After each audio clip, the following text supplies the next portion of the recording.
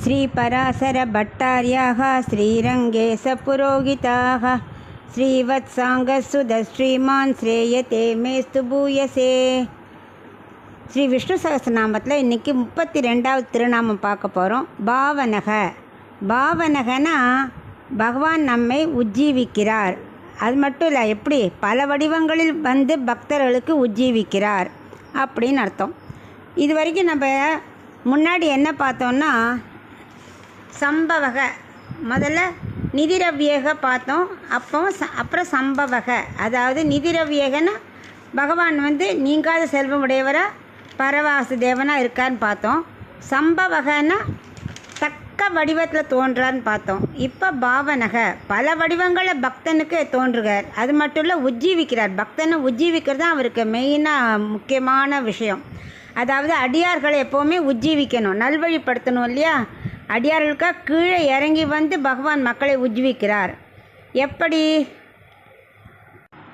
எப்படின்னா நச்சுமா மருந்து, அதுவே நல்குமா விருந்து. ரெண்டுமே பகவான் தான். வைத்தியோ நாராயணோ ஹரின்னு சொல்கிறோம் இல்லையா. வைத்தியரும் அவர் தான், நமக்கு அமிர்தத்தை கொடுக்குறவரும் அவர் தான். பார்க்கடலை கடைஞ்சார் இல்லையா, தேவர்களுக்காக அமிர்தத்தை கொடுத்தார். அப்போ என்ன ஆச்சு, விஷம் வந்தது. அதை பரமசிவன் தன்னோட கண்டத்தில் வாங்கிட்டார் இல்லையா, கண்டத்தில். அது மாதிரி மருந்தும் அவரே கொடுக்குறார், அமிர்தமும் அவரே கொடுக்குறார். பக்தர்களுக்கு எந்த வழியில் வேணால் அவர் வந்து உஜ்ஜீவிப்பார். நரசிம்மரே மருந்து, அவரே நலம் தரும் அமிர்தம் அப்படிங்கிற மூவுலகுக்கும் மருந்து அவரே, அமிர்தமும் அவரே. அதான் இதில் ரொம்ப முக்கியமானது. மருந்தும் விருந்தும் ரெண்டுமே பகவான் இருக்கிறார். அதான் ஒரே தத்துவம். அதுதான் பாவனக. அவரோட திருவடியே மருந்து, அவருடைய திருவடியே விருந்து. பக்தர்களை வந்து திருவடி அடைஞ்சாருன்னா அது அவருக்கு விருந்து. பக்தர்கள் மாதிரி இல்லாமல் மற்றவா வந்து விரோதிகள் வந்து அடிபணியலைன்னா அவர் திருவடியாலேயே அவருக்கு மருந்தாக்கிடுவார். அதுதான் பாவனக.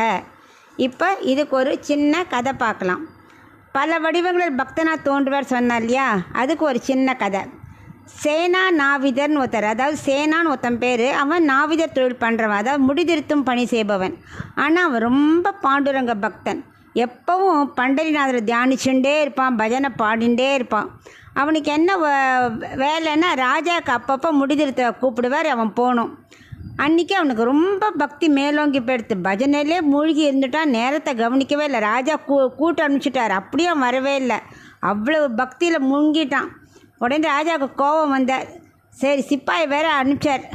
அவன் வரத்துக்குள்ளே என்ன ஆச்சு, சேனாவை அவர் வெளியில் வந்து சிப்பாய் இவனை கூப்பிட வரத்துக்குள்ளே சேனா வந்துட்டான். தாமதத்துக்கு மன்னிச்சுக்கோங்கன்னு சொல்லி கேட்டுண்டே முகத்துக்கு க்ரீமெல்லாம் பூசி தடவி நல்லா மசாஜ் பண்ணி அவருக்கு நல்ல ஆனந்தத்தை கொடுத்தான். உடனே அவருக்கு ஒரே சந்தோஷம், நல்ல குளிர்ச்சியாக இருந்தது. அவருக்கே ரொம்ப பிரம்மானந்தமாக இருந்தது. என்னடா அது இத்தனை நாள் இவ்வளோ நன்னா பண்ண மாட்டானே, இன்றைக்கி ரொம்ப நன்னா பண்ணுறான் அப்படின்னு. கண்ணாடி முன்னாடி இருக்கும் இல்லையா, அதில் பார்த்தா அதில் ராஜாவுக்கு வந்து என்னென்னா சேனா முகம் தெரியலையாம், கிருஷ்ணரோட முகம் தெரிஞ்சுதான். ராஜா நினச்சா மனப்பிரம போல் இருக்குன்னு திரும்பி பார்த்தாருன்னா அது சேனா தான். மறுபடியும் கண்ணாடியை பார்க்குறார், ராஜாவுக்கு கிருஷ்ணர் முகம் தெரியுது. என்னன்னே புரியல அவருக்கு, என்ன நமக்கு மனப்பிரம தான் போல் இருக்குது இன்றைக்கி அப்படின்னு நினச்சுட்டார். அப்புறம் சேனா நல்லா முடிச்சாச்சு அப்படின்னு சொல்லி ராஜாவோட சொன்னோடனே கிளம்பிச்சு. நிறைய சம்பாவனை கொடுத்தார். அதை வாங்கிட்டு சேனா கிளம்பியாச்சு. அவள் கிளம்பி கொஞ்ச நாளைக்கு அப்புறம் பார்த்தா இன்னொரு சேனா வரான். ராஜா, என்ன நீ இப்போ தானே வந்த, உனக்கு தான் பைசாலாம் கொடுத்தாச்சே, அதுக்குள்ளே ஏன் மறுபடியும் வந்த அப்படின்னு சொல்கிறான். இல்லை மன்னிச்சுக்கோ ராஜா, எனக்கு ரொம்ப லேட்டாகிடுது, பயந்துட்டே வந்தேன், தண்டனை கிடைக்குமோ நினச்சேன்னு வந்தேன், நீங்கள் மன்னிச்சுக்கணும், என்ன நான் இப்போ செஞ்சு முடிச்சுடுறேன்னா. இல்லை நீ தான் வேலையை முடிச்சு என்கிட்ட பைசா வாங்கிட்டியே, நான் அந்த மாதிரி எல்லா கண்ணாடியில் பார்த்தேனே, உன் முகம் கூட கிருஷ்ணர் முகம் மாதிரி எனக்கு தெரிஞ்சதே அப்படின்னா. அப்போ தான் சேனா உணர்ந்தார், ஆஹா, நம்ம கிருஷ்ணரை தியானிச்சுட்டு இருக்கும்போது கிருஷ்ணரே என் வடிவில் வந்து இந்த வேலையை செஞ்சுட்டாரே. ஒரு பக்தனுக்காக இந்த மாதிரி வேலையெல்லாம் கூடவா அடியாருக்காக செய்வார், இப்படி வார்த்தையை காப்பாற்றுறாரே. அதுதான் பகவானோட நேர்த்தி. போன வார்த்தை சம்பவகான்னு பார்த்தோம், தக்க வடிவம் எடுப்பார்னு. இப்போ பாவனக, பக்தர்கள் எப்படி ரட்சிக்கிறார், அதுதான் உஜ்ஜீவனிக்காக ஜீவிக்கிறார், மக்களை வந்து உஜ்ஜீவிக்கிறார். பல வடிவங்களை பக்தர்களுக்காக எடுத்து அடியார்களை ரட்சிக்கிறாரே அப்படின்னு அவனுக்கு ரொம்ப ஆனந்தமாக போயிடுது. அதனால் நாமும் பாவனாயே நமக்கான்னு சொல்லின்னு வந்தோமானா நமக்கும் ஏதாவது ஆபத்து வந்தால் தக்க சமயத்தில் பகவான் நம்மளை காப்பாற்றுவார்.